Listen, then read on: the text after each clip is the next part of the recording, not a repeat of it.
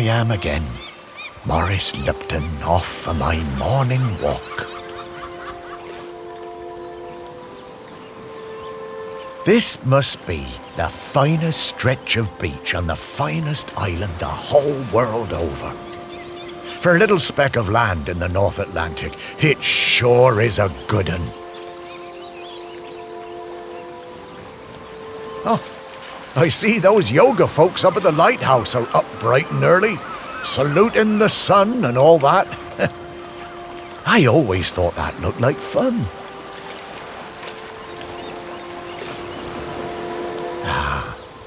But this walk isn't the same without Sparky. She did love chasing that tennis ball. Oh, Sparky, I miss you, girl. The crater's definitely been smoking more than usual lately. That's funny, that, for a dormant volcano. Shelmerston used to be a quiet place. You'd only come here if you like fishing or bird watching. But since the new ferry service started, we get loads of tourists. But what you gonna do? It's always changing. Yep, Shelmerston's a smashing place. I'm lucky to call it home. The bench! Yeah, this is, it's my bench. Yeah, the museum paid for it because I was the curator there. Yeah, and they did that to remember me because, oh yes, I am dead.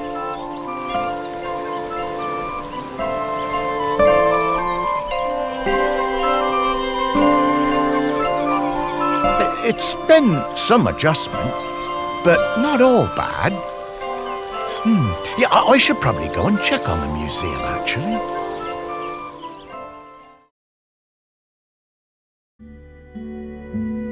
Yeah, I've been collecting the stories of Shelmerston for years now, here in my museum. There are so many stories, and wonderful ones. The museum started off small, but just grew and grew. It's shut at the moment, of course. Not sure what's going to happen with it now that I'm no longer doing it. I do like coming back here, though.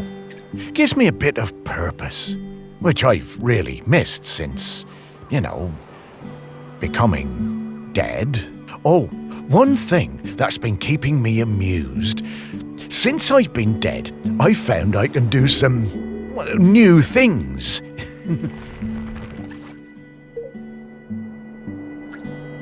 Pretty weird.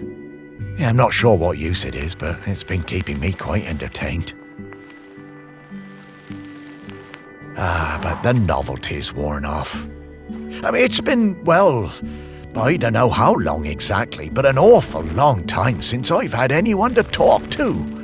Well, anyone who talked back, anyway.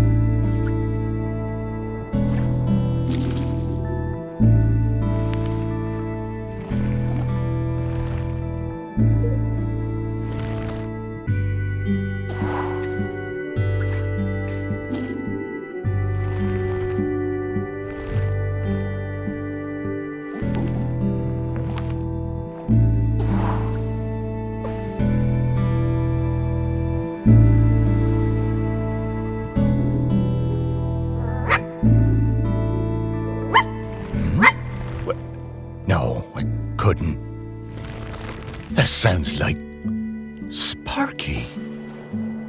Is that you?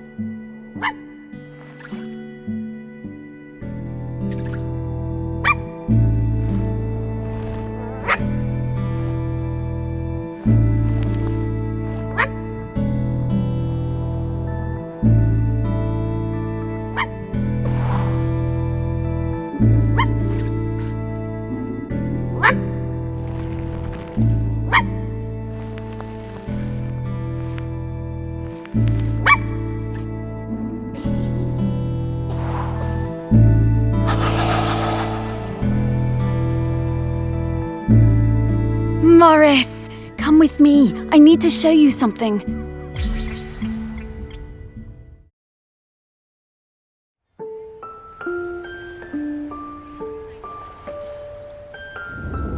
Oh, it's Sparky? Morris, you worked it out. You can talk? Well, I could always talk. You just couldn't understand me. And you can hear me? Well, sure. You are talking, aren't you? Oh, Sparky! What is it, Morris? It's been so long. I thought I'd had my last conversation. Oh, I'm so very glad. I'm glad too, Morris. I've been waiting for you. We need to go... Oh, wait. Are you really my Sparky? My Sparky girl? Mostly. The best bits. But listen, I don't know how long before the volcano erupts, but it's not long now. The volcano erupting? But it's dormant. No. It has been dormant because of the custodian. But the custodian is weakening and we don't know how much longer they can hold on. The custodian? What are you talking about? Shelmerston is volcanic. It's supposed to erupt every once in a while. The only reason it hasn't is the custodian, keeping the island calm. Custodian keeping the island calm? Take your time, Morris. Dogs are better at understanding this kind of stuff than humans. The custodian is a ghost. Yes! Now you're getting it. The custodian is a ghost who appeases the island, keeps it safe to live on. But the current custodian has been doing the job a long time and really needs to retire. And the island needs a new custodian. That's right. It's up to us to find a new one. There are 5 prospects that I know of. 5 ghosts still hanging around the island who haven't gone into the west yet. We need to find them and see if they'll take the job. What if none of the prospects wants it? If the current custodian fades away and there's nobody to commune with the island's spirit, well, that would be bad. Bad how, Sparky? Volcano bad. You've seen how it's smoking. We don't have long now. Well, could I be the custodian? Oh, I wish. But Ghost Code 342B dictates that the custodian must be a ghost who has been dead on this island for at least 1,000 days. And we don't have that long. Ghost Code 342B. Yeah, well, I suppose that makes as much sense as anything else. Right, let's get going, Morris. Our first prospect is Peter Noach. Oh, yeah, from the yoga centre. Yeah, he died a few years ago, didn't he? Yeah, I remember his funeral on the lighthouse. Yes, that's the fella. He always had those funny green treats. Let's go pay him a visit.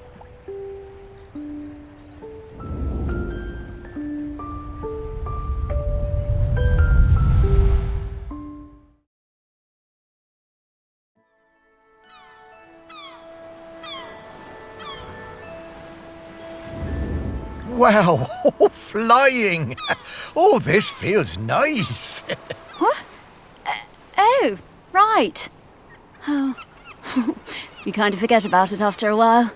I always was impressed with this yoga centre. Pete seemed like a chap who went through some tough times, and creating this place really seemed to help him. Yep, and it's still going strong. They're always busy with folks from the Yoga centre run by a robot. How things change. Well, it seems to be working out, though. So, now Pete's a ghost, so how do we find him? Well, remember that clue I sent you from inside my urn? Yeah? Right, so that was something special to me while I was alive that helped me channel my ghost. A kind of memento. So we need to channel the ghost of Peter. And how are we By looking into the memories of those who loved him best. People with memories of Pete will have little thought bubbles coming out of their heads. Those are I suppose that's hardly the strangest thing I've heard today. Oh, Morris, just you wait. Now, to recap. Find people who are close to Peter. So people, then memories, then mementos, then...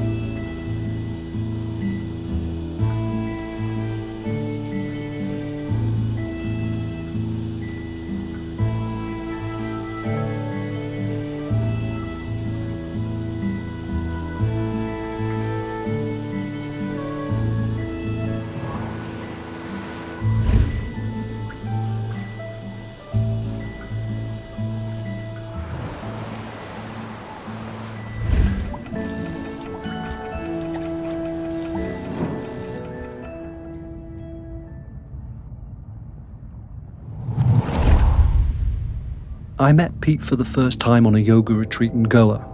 He was the best yoga teacher, but very reserved. I noticed he had some army tattoos. I wanted to ask about them, but he would never talk about himself.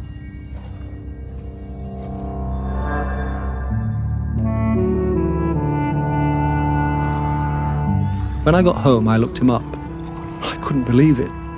He'd been with Special Forces in Helmand and was awarded a medal for bravery. Pete's unit had been in an ambush.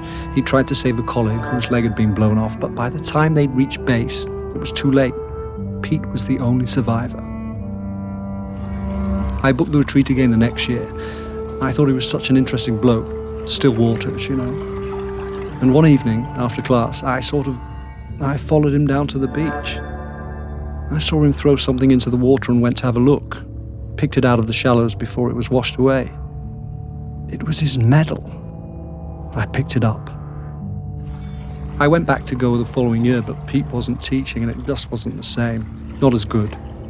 Then, a couple of years later, I saw an online ad for his new retreat in a lighthouse. I booked immediately. I took the medal with me. Perhaps he would want it back. It was the same Pete Noach, and if anything, he was an even better teacher. One coffee break, when I got him on his own, I brought up Helmand in conversation. I wish I hadn't. It was like a shutter coming down. I didn't mention the medal. I kept coming back for the yoga. And you know, over the years I saw Pete mellow. I think the lighthouse was doing him good. He even cracked a joke with the group once in a while. So, that summer, the one before he died, I decided to act. It was the day I was leaving and I showed him his medal. There was a moment of total surprise. I was worried then. But he took it. He turned it over in his hand. The poor guy was lost for words. He gave me a nod of thanks and slipped it into his pocket. I'm glad he got it back.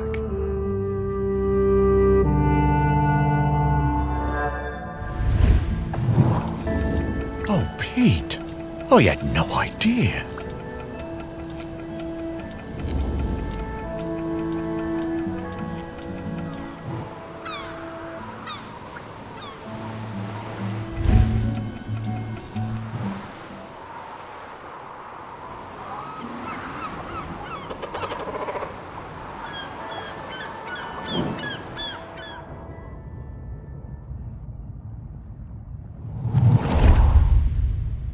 I was getting ready to lay my egg.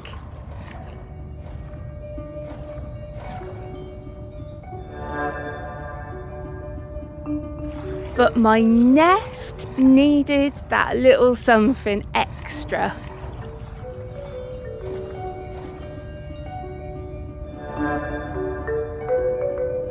I found the perfect thing.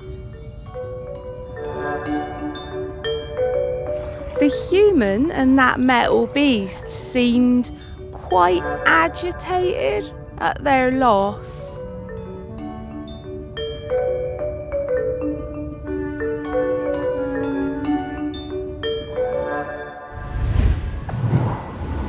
I always hated those blooming things.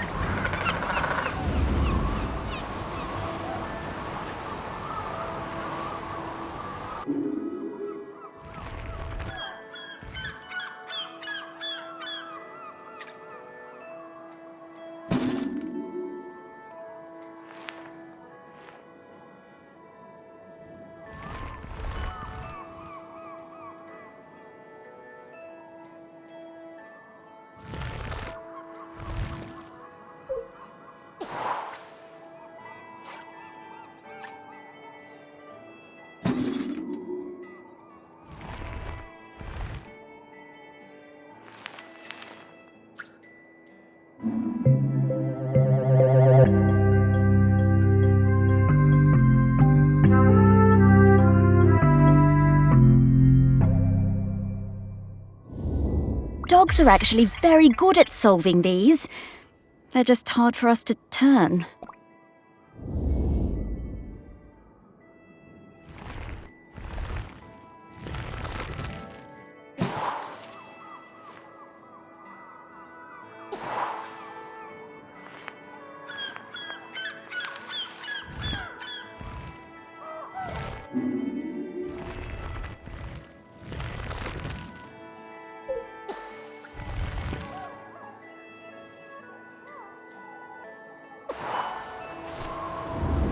Okay, let's find some more memories.